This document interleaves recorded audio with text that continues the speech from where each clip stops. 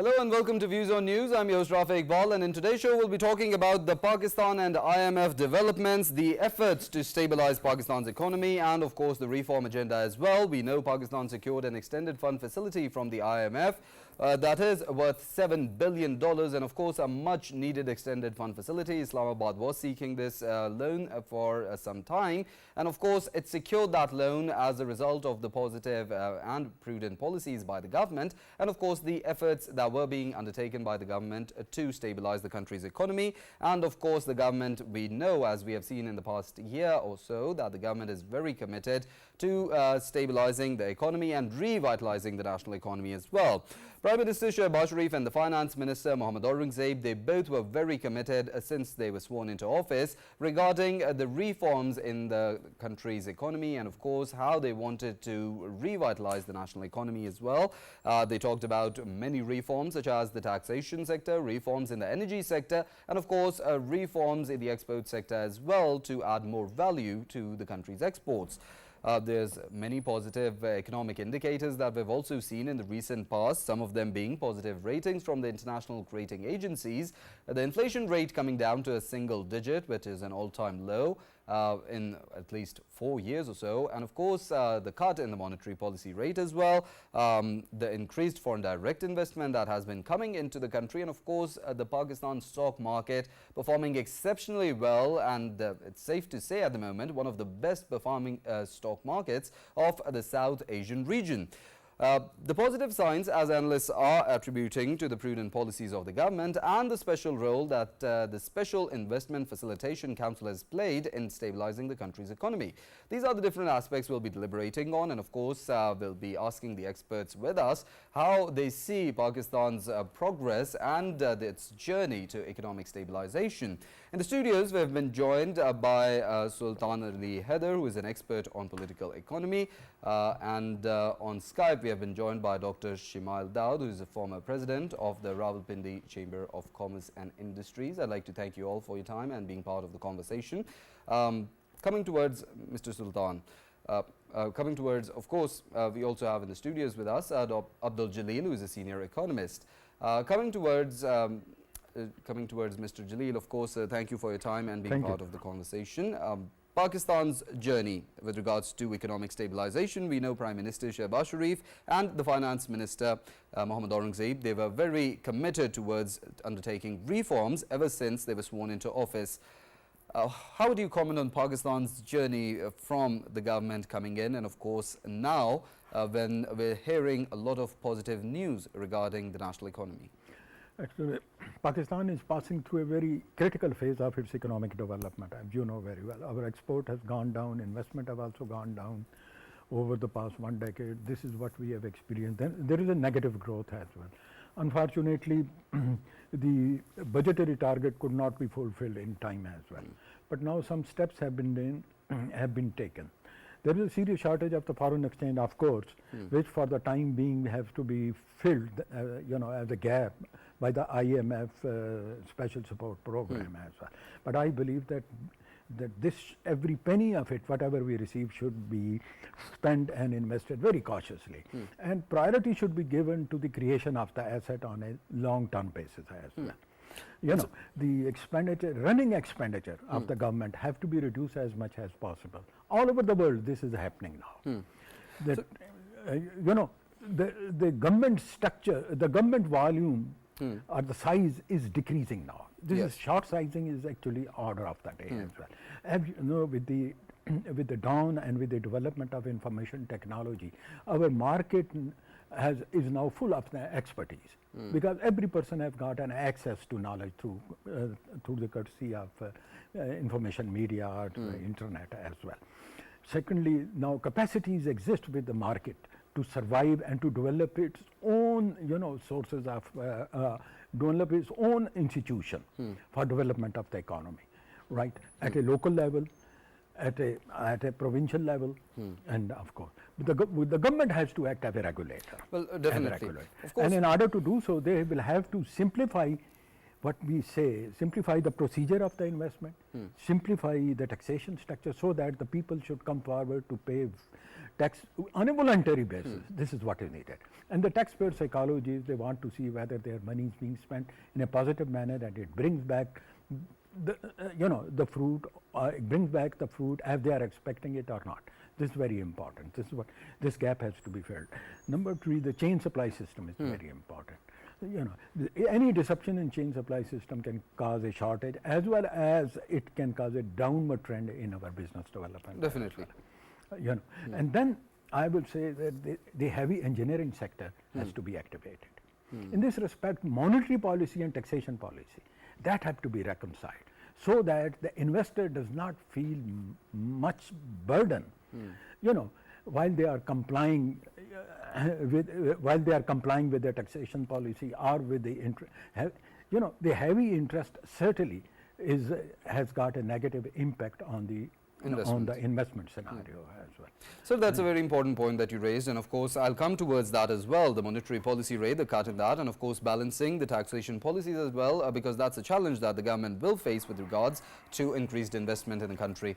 I'd like to move towards Dr. Shimail Daud and include him in the conversation as well. So as we know, and as Mr. Jaleel has also talked about it, of course, when we talk about reducing this gap, of course the IMF is a means to stabilize the foreign exchange reserves, but at the same time we know Pakistan needs to increase its reserves with regards to its exports or reducing its imports. How do you think the government can manage that with regards to the situation economically at the moment?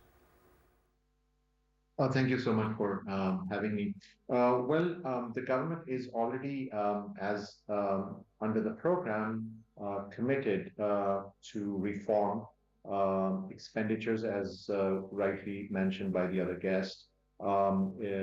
Obviously, close state-owned enterprises or divest from them, and increase its revenue by revenue measures to increase those sectors and segments that were not contributing in the past. So these are just some of the few, other than obviously involving the provinces in terms of revenue measures. Obviously, a new pact has also been signed with the provinces to participate and try to bring in the agriculture sector into the fold and increase the revenue, because obviously we have under the present budget for this fiscal year, there a huge target to be maintained and reducing and having a surplus in terms of our fiscal surplus. So these were some of the targets, and the government is on track. I think these are difficult targets to achieve because this requires strong measures in terms of reforms in terms of the collecting authority, FBR, and at the same time bringing in those segments, retail, traders, agriculture, the real estate into the fold, and trying to increase the revenue and tax to GDP ratio to be improved, eventually going towards 13 or 14 or 15%.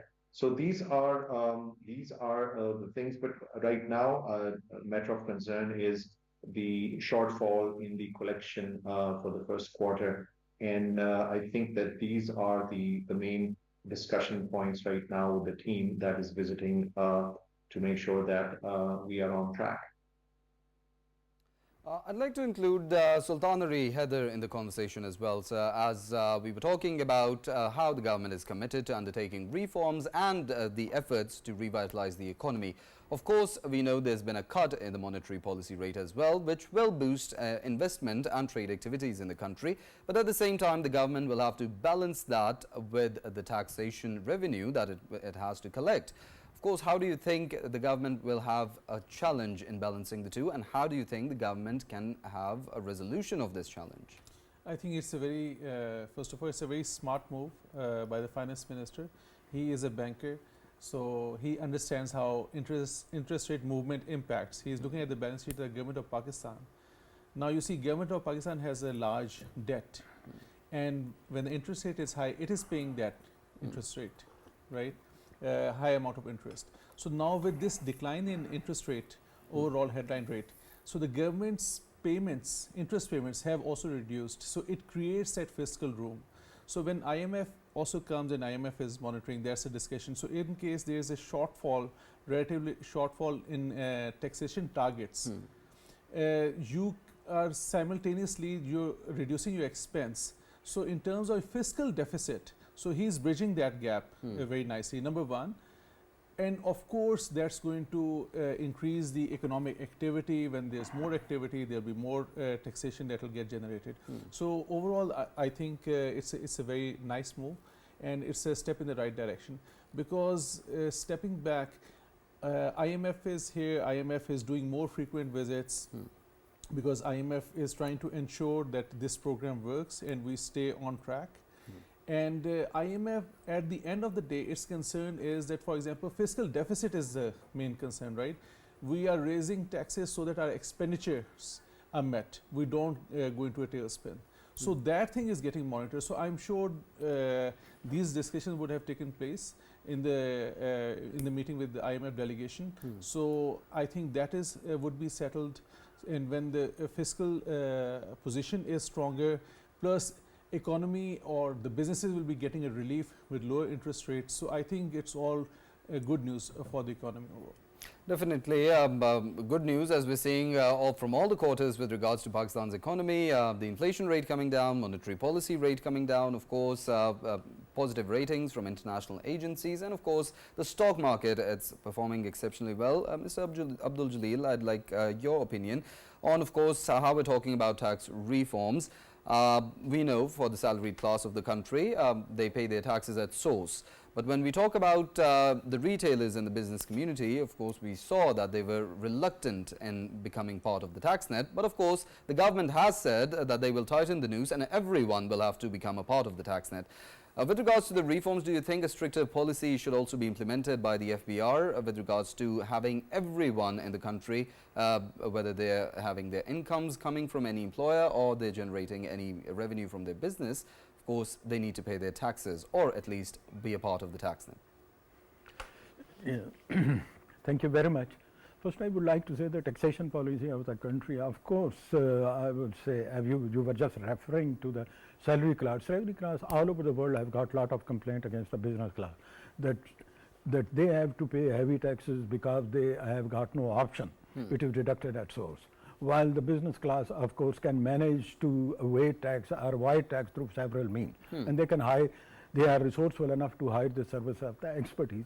But in any case, with all that point, I see that FBR number one has to simplify the procedures as well, so that it becomes easy for the taxpayer to implement it. That's very important. Number two is the capacities of FBR for storage of the information and the data has to be increased. And it's require investment, and I think the government must apply fresh thinking to it. And digitize it. Yes. Right now you are getting on every day with a huge bulk of new information, and they are being fed. But you don't have enough staff to utilize it, because that information has to be sifted, scrutinized, verified, and then it is sent to the respective officer of the those who hold the jurisdiction on this. But the officers are already preoccupied with a lot of work as well. You know, this is what the government have to do. Secondly, I would say the government should not depend too much on the tax deduction system as well. Okay. We are making lot of collection through deduction by way of deduction. It becomes a kind of indirect taxes. Indirect tax produces, it's once your liability is predicted, the businessman will add the tax in its bill. Yes. And and what would happen resultingly that it would produce inflationary effect. So the lot of work has to be, we need more officers as well as the training for the quick disposal of the cases through proper investment. Through proper assessment. And sir, how do you comment on, of course, with monetary policy rate coming down, there's going to be increased investment in the country, there's going to be new startups, entrepreneurs, and we're going to be seeing the youth also taking part in business activities, and the investors bringing out their money as well. Of course, the government has to increase its tax revenue collection as well. How do you think the government will face this challenge and, of course, try to overcome it? It's a big challenge. Government have taken some positive steps in this respect, I would say. Of course, unemployment is a big challenge all over the world as well. and especially in Pakistan, the country is facing a huge increase in its population. Population has become a big burden on our national economy. Right. This is something which has to be tackled as well. Along with that, the youth has to be taken into confidence and made optimistic about their future. Government have taken some steps, but I say that some more steps should be taken in this respect as well. For example, the in field of the cottage industry culture should be introduced at a local level, at a village level, at a rural level. Agro-industrial sector has to be reactivated once again as well, because that is a sector which is producing your basic, you know, basic foods, basic Staple. yes, basic foods and resources.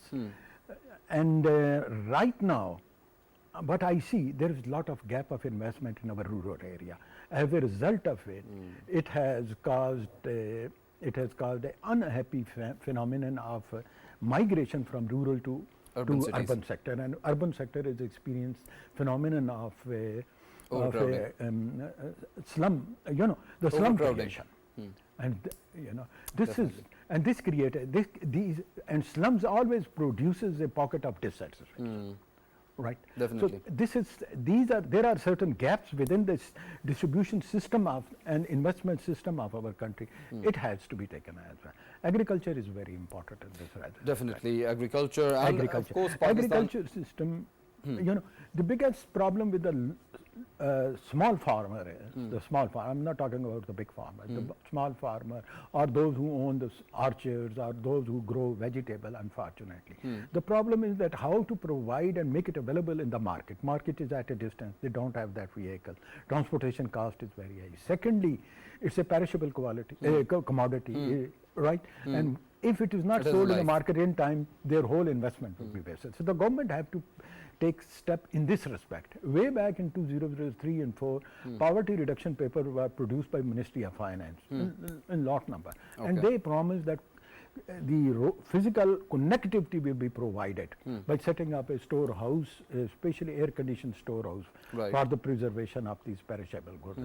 I think government should think about it. Well, definitely, that's a very important points that the government can ponder on, and the financial experts in the country, those in the finance ministry, can also ponder upon, and of course the nation and the youth can also ponder upon. Moving towards Dr. Shimail Daud, of course, as we're talking about how there's a gap that needs to be filled. Of course, the government needs to increase its tax revenue collection, but at the same time it needs to facilitate businesses in the country, and of course provide opportunities to those conducting businesses as well to increase their margin of profit. But at the same time, we talk about value addition in the exports, and of course Pakistan also exports a lot of labor. Human resource development in the services sector, and of course value addition in the export sector. How do you think can be made possible for Pakistan? Because of course that's what the country needs if it wants to increase its exports. I think one of the easier achievable targets could be, because we are exporting human resource, and today one of the biggest support for the government in terms of the trade deficit and all the deficits, or the twin deficits, is the expat community that remits back the hard-earned money outside the country. So by increasing blue-collar jobs, by increasing, improvising the quality and the skills, we can definitely increase and go on increasing skilled manpower instead of labor or unskilled workers, and that would improve this phenomenon. So this definitely can go a long way. Other than the IT sector, which has shown great results, I think we can build upon that. We've seen good results in the telco sector, mobile manufacturing. We have seen similarly other fruits in terms of agriculture produce, and now with the focus with the corporate agriculture and SIFC trying to focus on that, bringing foreign direct investment and bringing investment in agriculture, corporate agriculture, I think that can definitely go a long way. So these are some of the areas where this focus can increase our exports in the short term. Having said that, because I also from the private sector, and business community. I think one of the main issues for everyone is energy costs. And by changing, which the government has taken this initiative by renegotiating the IPPs and changing the energy mix, going for alternates, I think by decreasing the energy costs will go a long way in improvising and increasing our export targets and decreasing our trade deficit. So these are definitely the short-term measures which will help the government in improving our output. Definitely, Dr. Shimail, that's some very important points that you raised. I'd also like to include Sultan Ali Haider in the conversation and with regards to the comments that were made by Dr. Shimail. Of course, the IT sector, we know it has been performing exceptionally well for Pakistan, and it is a source of quicker revenue generation. Of course, the product, they make products and they sell it, and in return they get money for that. But when you talk about different sectors, Pakistan is now exploring, the SIFC is playing a very important role in that. Pakistan is now exploring its blue economy as well, and there's also of course increased technology in the agriculture sector. There's also a potential in the mines and mineral sector that is being capitalized on now. And of course, there's different sectors that the SIFC and the government are focusing on that of course had a lot of potential for the country but weren't capitalized as of before. What role do you think the SIFC has specifically played in, of course, chalking out these sectors that have great potential for quicker revenue generation? And of course, do you think SIFC, it has of course been very successful in bringing in foreign direct investment into the country, but do you think it could also play its part in enhancing collaboration between the public and private sector so as to connect the domestic businesses and entrepreneurs and the startups in the country with those of the FDI coming in? Yeah, I think it's a big question. It's a big question, right? Yeah. So many components to that, and let's try to address one component at a time, Yeah. right? So I'll start initially in terms of strategy. You were talking about the sectors that SIFC has identified. So, for example, previously we wouldn't hear a lot about agriculture. We wouldn't hear a lot about mining, right? So I think it's taking a fresh view. So when SIFC came in, I think they took a fresh view on Pakistan's economy, and the strategy is playing to your strengths. So previously, our whole focus for the last 5 decades, since 1960s, it was we were textile-driven economy, right? So in agriculture also, yes, it was how much cotton is produced, and cotton production would play a big role, and then it would be wheat. And then it would move on to then how value addition is happening. So that is the classical Pakistan economy that we would study. But in terms of looking at our own strengths, so agriculture sector, it is a huge sector, but we would not focus too much in terms of developing the sector, because you see, any percentage increase in agriculture sector's production, it would yield a lot more GDP growth. Because, for example, if a sector, let's say we had a manufacturing, high-tech manufacturing technology sector, right? So we are, we have an insignificant presence there, right?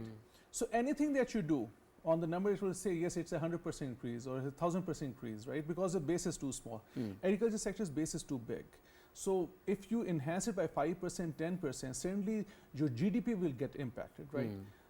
Similarly, it's mines and minerals, right? So we have abundance of that wealth. However, it was something which was not focused on, right? So it was not fashionable to talk about it. But that is something that is our strength. It's lying with us, right? So we don't have to talk to anyone else. We don't have to go outside. So in terms of the strategy, I think the whole strategy, SIFC strategy, is playing to our strengths, right? So from that angle, I would say it's a very good move. And it's the right focus. Your second question was, again, I would say in my own words, in terms of SIFC's role. So I've had experience of trying to pitch Pakistan abroad also. So I have, in the past, I spoke to certain people, certain funds, and what I discovered was that when people are talking about Pakistan, those fund managers, so suddenly they would be like, Pakistan is not on their road, on the map, right? Middle East, different countries would be on their map. So they wouldn't even think of Pakistan. Now, in terms of Pakistan, the biggest problem is Pakistan has so many advantages. One of the biggest advantages Pakistan has is that just like we are having a conversation in English, right? So we have a huge English-speaking population. Our legal system is based on common law. So anyone new investor coming, so it's so many. For example, if somebody is going to China, right? So suddenly you face a lot of issues. You don't understand the legal system. There's a language barrier as well. There's a language barrier as well, and these two things are very important for investor because all the business transactions are legal transactions. Even though the Chinese side, they have facilitated all the investors that have been coming in. So yes, so it's extremely successful. But in terms of ease, this is a huge ease, and this is what those different funds would look at when they are looking at different countries. But in Pakistan, the problem was that the barrier to entry would be when you come in, you don't know how to interact with so many different government agencies, right? And people would get lost. So when the foreign investors coming in, they would get lost. And you need somebody who could very effectively do that. Now we have an organization, which is Board of Investment, that has been doing that. But in terms of effectiveness, it was not effective, right? So in terms of hardcore requirements, so coming in from a foreign investor perspective, we needed some entity in Pakistan that if I'm a foreign investor, I'm coming in, that can smoothly get things done so that I'm focusing on business rather than getting all of the approvals done or getting the information, making the information available. So from that angle, SIFC is, I think it's a great solution, and usually things also take momentum, right? And it's playing a multifaceted role. It's that's true, multifaceted role. But what I'm saying is usually it's like usually product adoption curve. So it's like initially you have early adopters, innovators, and gradually people catch up. So I believe that gestation period has happened. Now you will see very rapid success of deals coming in and deals materializing coming in through SIFC. So I think from that angle, directionally we are moving in the right direction. Well, definitely. Sir Jaleel, coming towards you, as in your previous answer, you mentioned cottage industry, and of course, one of our neighbors, it is the biggest example of how it is on and almost there to become an economic superpower with the help of cottage industry. CPEC also entering its phase 2, and we know e-commerce around the world, it is something that is taking the globe. It's a new form of business, and people are having a lot of profits from that, especially drop shipping. Pakistan having a lot of exports like handicrafts, different things that are unique in the world, such as Pakistani truck art, and these are the souvenirs that people admire all over the world. Do you think e-commerce could play a very important role in quicker revenue generation for the country, especially considering that we have a huge youth bulge? You know, e-commerce is actually the future of our economy. As we know very well, the artificial intelligence is taking over the system. And next phase is coming when all function, industrial function, economic function are going to be taken over by the robotic sciences, right? Robot. And the priority with the investor would be to produce services and the product with mathematical precision and with quality, right? Many human beings, the newly educated youth, they are going to be replaced by these. So this is a big challenge which is coming. And as you know very well, very recently President Trump has appointed his, the biggest, the head of the tech giant, Elon Musk, as the head of the efficiency management group. And his main task would be to complete, to completely cover the whole economy on the basis of, on the basis of this information technology foundation. That is. So this is a big challenge which is coming. We should be, but unfortunately, we should realize it, that it carries its own negative impact, but there is no alternative without it. Therefore, we should adopt a policy of proliferating and disseminating the knowledge of information technology by setting up as many institutions as possible. We have got a big expertise available in this country who are expert in software and hardware sciences as well, and they are underutilized. Secondly, we do not have although the government have taken some good step or a drastic step for reaching the international market, for sale of these hardware and for software as well. But there is a lot of scope exists in the world as well. And in the Western country, the software production has become very expensive. They always look towards the developing country where the software preparation is done at a very cheaper rate or an inspector rate. And therefore, this is an area which carries a lot of potential, number one. And number two, which I would like, we were just talking about, we were talking about export, which unfortunately is still not enhancing at a required level. And the government have also realized it, and they have taken a number of incentive in this respect. I will say that we have to liberalize the sector of the export as well. And in this respect, we have to take sector. For example, we have got edge in textile industry. We should make some investment there. We should try to give more. We should try to make more financial investment in this sector, so that they could find a appropriate place in international market as well. This is textile product have always been sustaining our export industry, our economy as well. Then agriculture sector, which constitute 22% of the GDP, it needs an added attention as well. And high tech has to be introduced. China have made much advances, and we need to understand it. The world that is to come, the future that we are going to have, will need lot of food. The food resources are becoming scarcer. Dryness and water resources are decreasing. There is a prediction by United Nations that the future war will take place in the name of water resources. So we have to protect our water resources. Along with that, we have to protect that green field, which is being commercialized very swiftly, under the various project of housing scheme as well. This has to be checked as well. And we can export a lot of food to our neighboring country of Gulf region as well as to China. Definitely. China imports about many billions of dollars. They import meat, beef, and and other food items as well. Definitely. So we should exploit this market. Then I would say that in order to improve sport, we have to give certain guarantee as well. In this respect, certain new steps need to be taken in sector of governance. Commercial court has been set up.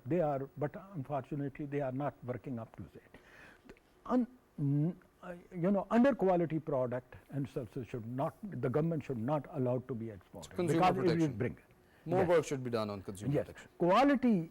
The quality product should be exported. It will bring not only a good name for the nation, but it will help us to win confidence. Definitely. In the on this, confidence of the consumer and of foreign country investor as well. Definitely. That's a lot of very important points that you raised. I'd like to include Dr. Shimail in the conversation as well, as we were talking about increasing the country's exports and adding more value to them, of course. So there's more revenue that comes into the country, but at the same time, there's also a challenge of reducing our expenditures.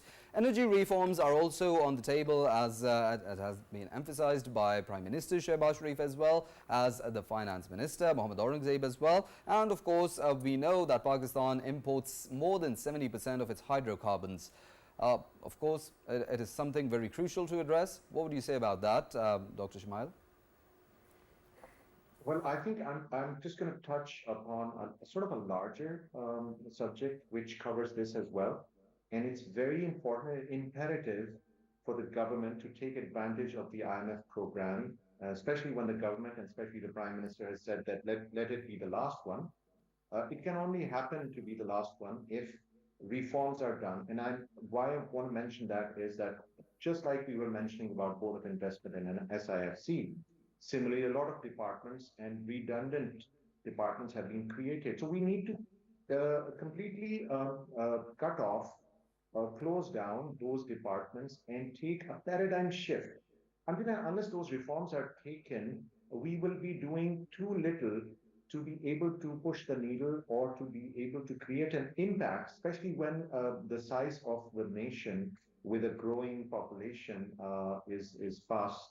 So that is the importance of this IMF program and taking advantage of this. These reforms need to be taken. And within that, obviously, we are talking about energy, we're talking about energy mix, we're talking about efficiencies, we're talking about improving outputs. and giving value to the citizen. And that is where the trust deficit, which is being lost for over 70 plus years, we can regain that and thus increase the tax to GDP and bring in the citizen to pay their taxes and go forth. And that is the basic fundamentals which the reforms should be addressing. That way, we will be able to improve our exports. We will be able to remove unnecessary regulations, which it has started, but it is too slow. And then the domestic commerce will improve and the foreign direct investment will also be attracted because ease of doing business will really be the game changer for attracting the investment that we so much need. Right, of course, Dr. Shimail, that's a very important point that you raised. Mr. Sultan, I'd also like your comment, of course. Pakistan is moving towards cleaner and greener energy, and Pakistan is moving towards using its own resources to create energy. We know the Thar coal power project, it was one of them. Pakistan is also focusing on hydropower electric, and of course, solar energy as well. With regards to that, we still need to put down our energy imports. How do you think that the government can focus on that? And of course, CPEC entering its phase 2, China has helped Pakistan move and have a shift towards greener and cleaner energy as well. How do you think Pakistan can capitalize on that as well with regards to its leading role and its leading voice on the issue of climate change as well? You see, Pakistan is blessed with the climate where we have an abundance of sunlight. So compared to many of the northern European nations or North America, right, especially the northern side of North America, where there's Canada and places like that, where there's not so much of sunlight, right, but there's a lot of solar that they do. Wind energy, a lot of wind energy is also produced. Pakistan has abundance of sunlight, right? So there's a lot of potential to use that. We have successful wind farms also in Sindh, in Badin area, where there's good wind flow. So, and then on top of that are local resources like Thar coal, and recently there's also potential discoveries in the Arabian Sea, right? So there are two, three aspects to that that you have touched. One is how do we reduce our energy imports, right? So if we reduce energy imports, certainly it has an amazing impact on our economy because we would not be spending foreign exchange. So if we reduce our foreign exchange spending, so our currency becomes stronger and everything, certainly it has moves in the right direction. So there are two challenges. One challenge is how do we do this, right? The problem is that doing that also requires investment. And right now, we are relatively strapped in terms of investments. The government doesn't have room, the fiscal room, to go ahead and do these projects itself, right? That is why, where we discussed in the previous question about SAFC and all, we need foreign investors to come in and start doing that. Yes. So, and secondly, in terms of the alternative energies, in terms of cleaner energy, right? So we have experimented already. So in terms of solar, we are seeing investment at local level because individuals have started to spend, right? Yes. Because as an economy doesn't know whether it's the government spending or an individual spending, right? So it's some private person doing, right? So as long as there's investment happening, there's money coming in. So money coming in, so investment is happening. We are seeing so much of solar. There's a very interesting dimension to that when the government is pushing for solar, right? So it is sort of hurting itself, by the way, right? Where it's hurting, it's self-sacrificing, you can say, because the more people get off the government's electricity grid and put solar, right? Because your electricity bills, there are a revenue generation tool, right? So it's actually a revenue collection tool. So if somebody goes off the grid, that means that person has cut one sort of cord.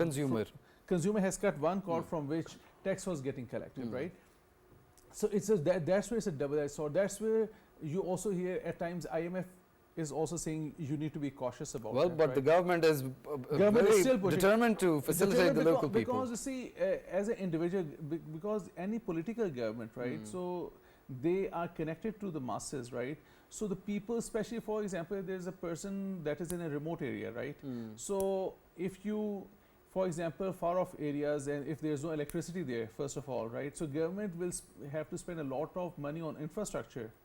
So it's easier if that person gets a solar, right?